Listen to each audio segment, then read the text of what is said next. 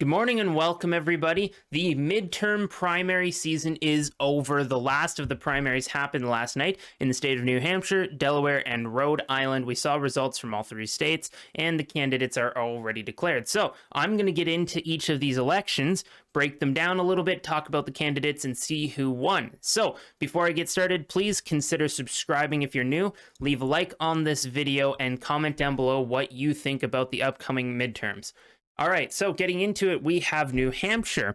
New Hampshire, the only really winnable state for Republicans. I'm going to put most of the focus in this video on New Hampshire, the only one that Republicans really have much of a chance in winning. We saw the New Hampshire U.S. Senate Republican primary.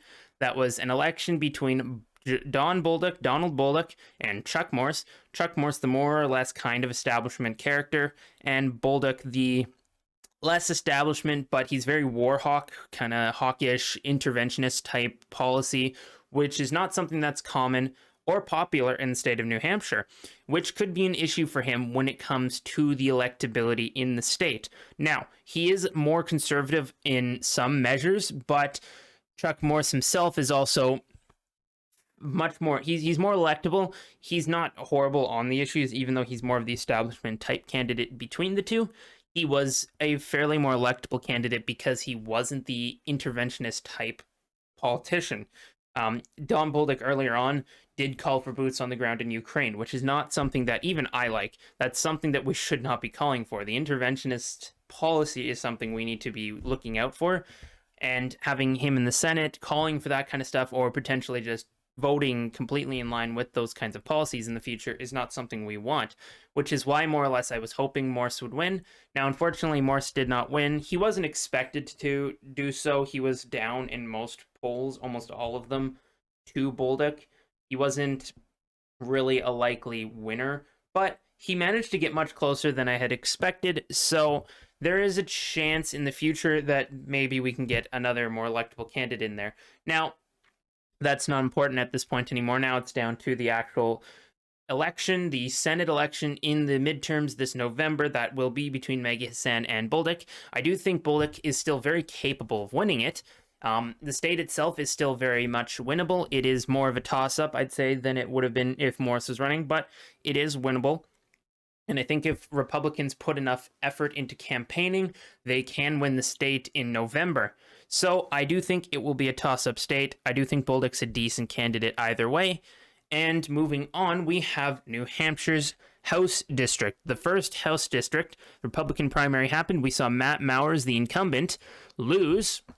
Well, I guess incumbent not for the seat, but incumbent for running for the seat for the Republicans. We saw Matt Mowers lose to the more conservative Caroline Leavitt, which is surprising. Leavitt was not expected to win, actually, but she managed to win it by 10 points, which is a very, very lovely sight to see. She's not very interventionist, which will help her in the state, but she's still more conservative than Mowers, which is what we want. Mowers, again, more establishment, but this time the opposing conservative candidate isn't an interventionist, so that will help.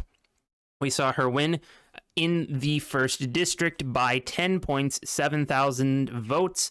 So if we look at the first congressional district in New Hampshire, it's a very winnable seat for the Republicans. Back in 2012, it was a gain from Republicans, but it's kind of gone back and forth a little bit. In 2014, Republicans gained it from the Democrats. They won by about 3 to 4 points, which is a decent margin. It went back again in 2016 to the Democrats by about 2 points, not even. 2018, a very favorable year for Democrats, a blue wave year. Republicans lost the seat by about 8 points, which is not a massive margin. It is a margin that could potentially be made up. And then 2020, again, another very favorable year for Democrats. It was a more blue environment, and Democrats actually ended up losing ground and only won the congressional district by about 5%. So it is a winnable seat, I do think. And as you can see, Mowers was the one who ran against Pappas, the incumbent, who is still running. He won his primary because no one opposed him. That would be helpful. But it is a winnable seat. I do think Republicans could pick this one up. I think Caroline Leavitt could be the candidate to do it. And I do think Pappas is capable of losing it. I actually do think this one will be a Republican gain. Now, the 2nd district, on the other hand, is a different case. It is a more Democrat district. There's more of an urban population. It's much more focused in the Concord-Nashua population center. If you look at the results in the state, in the district over the last few years, the last 10 years, Republicans have not won it. And I think the closest they got was like 5 points. Maybe 4 points, but otherwise the state the last time the district was elected, 2020, it was about a 10-point margin, so it's not likely it will be made up. But we saw Bob Burns beat George Hansel.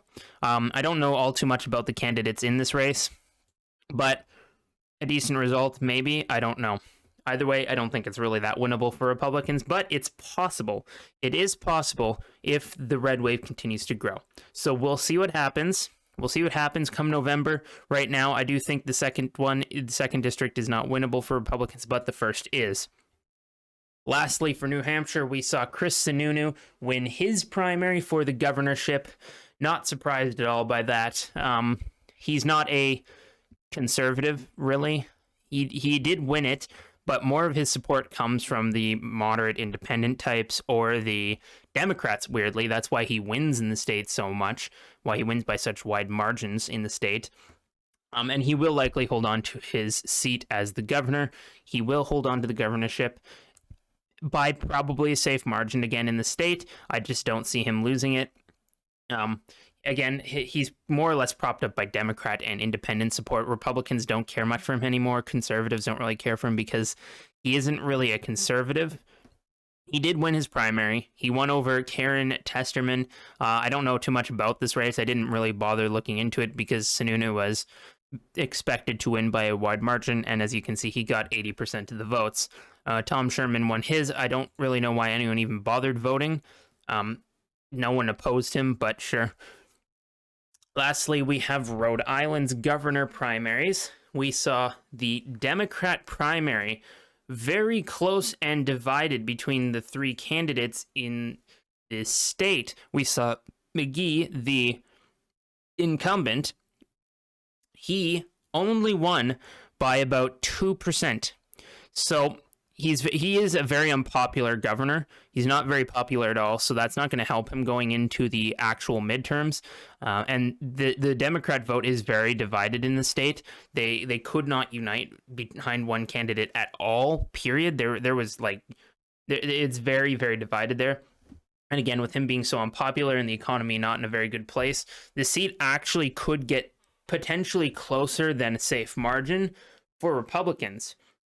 It's very possible they may have a chance. The Republicans are more united in the state now. Obviously, there are not nearly as many Republicans in the state, and I don't think it's winnable, but there is a chance it could get closer. So that's something at least to look out for when we go into the midterms.